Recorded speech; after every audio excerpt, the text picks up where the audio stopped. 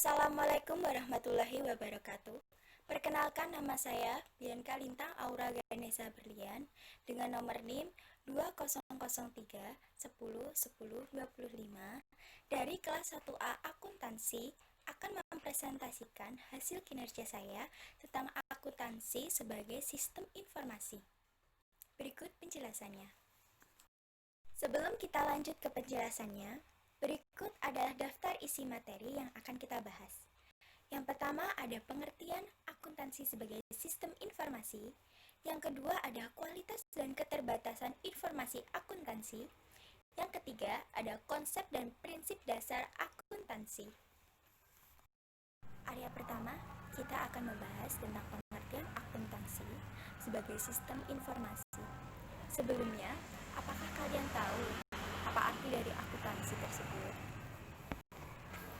Akuntansi adalah suatu sistem informasi yang mengidentifikasi, mencatat, dan melaporkan peristiwa-peristiwa ekonomi dari suatu organisasi kepada para pengguna yang berkepentingan. Sedangkan sistem informasi dapat didefinisikan sebagai serangkaian prosedur normal di mana data dikumpulkan, kemudian diproses menjadi informasi dan didistribusikan kepada para pengguna. Jadi, dapat kita simpulkan, akuntansi sebagai sistem informasi adalah sistem informasi yang merubah data transaksi bisnis menjadi informasi keuangan yang berguna bagi pemakainya. Selanjutnya ada fungsi sistem informasi akuntansi. Fungsi penting dari sistem informasi akuntansi pada sebuah organisasi meliputi ada 3 poin. Poin pertama adalah mengumpulkan. Jadi, fungsi ini kita mengumpulkan dan menyimpan data tentang aktivitas dan transaksi. Ada poin kedua adalah memproses. Jadi, fungsi ini kita memproses data menjadi informasi yang dapat digunakan dalam proses pengambilan keputusan. Dan ada yang ketiga, poin ketiga adalah mengontrol.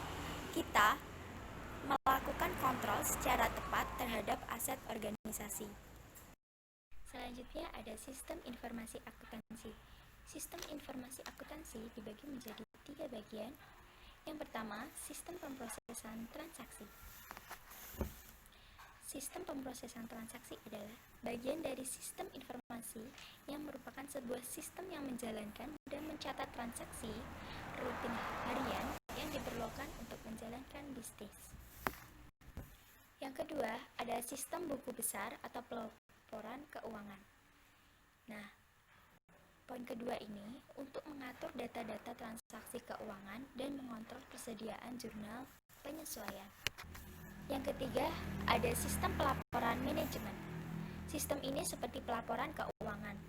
Orang bisa mengambil masalah dengan kebijakan panjang, bagaimanapun dan berpendapat bahwa sistem pelaporan manajemen yang efektif yang mensyaratkan bahwa semua perusahaan publik memantau dan melaporkan efektivitas pengendalian internal atas pelaporan keuangan. Lanjut, ada pemakai informasi akuntansi. Pemakai atau pengguna informasi akuntansi meliputi ada pihak internal. Pihak internal ada pemakai informasi akuntansi yang bertindak sebagai pengelola perusahaan, seperti pemilik perusahaan, manajer, dan karyawan. Yang kedua ada pihak eksternal. Pihak eksternal ini adalah pemakai informasi akuntansi yang berada di luar perusahaan, seperti investor, masyarakat, dan kreditor. Di area kedua ini, kita akan membahas tentang kualitas dan keterbatasan sistem informasi akuntansi. Di poin A, terdapat kualitas informasi akuntansi. Karakteristik kualitas informasi akuntansi harus ada dalam setiap informasi akuntansi. Hal ini bermanfaat sebagai poin penting dalam mengambil keputusan. Syarat-syarat informasi ekonomi yang berkualitas adalah: yang pertama, ekonomis; yang kedua, dapat dimengerti; yang ketiga, relevan; yang keempat, dapat dipercaya; yang kelima, dapat dibandingkan; yang keenam, tepat waktu; yang ketujuh, yang terakhir adalah materialitas.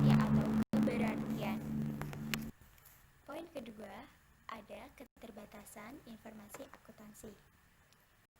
Keterbatasan akuntansi meliputi 1. Informasi keuangan tidak memberikan laporan yang tepat waktu.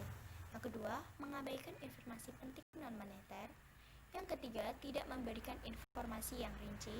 Yang keempat atau yang terakhir, tidak mengungkapkan nilai bisnis. Di area ketiga, kita akan membahas konsep dan prinsip dasar akuntansi. Selanjutnya, kita akan membahas konsep dasar akuntansi. Berbagai konsep yang telah dijadikan rujukan dan dijadikan sebagai standar dalam menyampaikan laporan keuangan yang rapid dan mudah dipahami. Konsep dasar akuntansi dibagi ada 3. Yang pertama, konsep entitas. Konsep ini bisa diartikan sebagai suatu unit usaha atau kesatuan akuntansi dengan aktivitas atau kegiatan ekonomi dari unit tersebut sebagai fokusnya. Yang kedua adalah konsep kesinambungan. Konsep ini melakukan kegiatan usahanya untuk melaksanakan kegiatan perusahaan secara terus-menerus. Artinya kesinambungan ini bisa diartikan dengan secara terus-menerus. Yang ketiga ada konsep satuan moneter stabil. Konsep ini dasar untuk mengabaikan inflasi dan menggunakan satuan mata uang satu negara sehingga memiliki nilai yang sama. Lanjut, ada prinsip dasar akuntansi, suatu istilah yang digunakan untuk menggambarkan akuntansi secara keseluruhan, baik metode, prosedur, serta ketentuan yang mengandung teori ataupun secara praktis. Prinsip-prinsip akuntansi tersebut antara lain, prinsip harga perolehan. Ada harga pertukaran yang disepakati oleh kedua pihak yang berkaitan dalam transaksi. Yang kedua ada prinsip realisasi penghasilan. Setiap pertambahan aktiva atau penurunan hutang yang timbul dari penjualan barang dan jasa selama periode akuntansi tersebut. Yang ketiga ada prinsip objektif. Prinsip yang mengacu pada keakuratan bukti-bukti transaksi yang mendukung dalam laporan keuangan. Yang keempat ada prinsip pengungkapan penuh, menyajikan semua informasi yang lengkap dan kompleks dalam laporan keuangan, karena informasi yang diberikan merupakan ringkasan dari semua transaksi-transaksi yang terjadi dalam satu periode. Yang kelima atau yang terakhir ada prinsip konsistensi, digunakan dalam pelaporan keuangan tetap dan digunakan secara tidak berubah-ubah metode dan prosedur. Sekian penjelasan dari saya. Apabila ada kesalahan kata, kurang lebihnya saya meminta maaf sebesar-besarnya.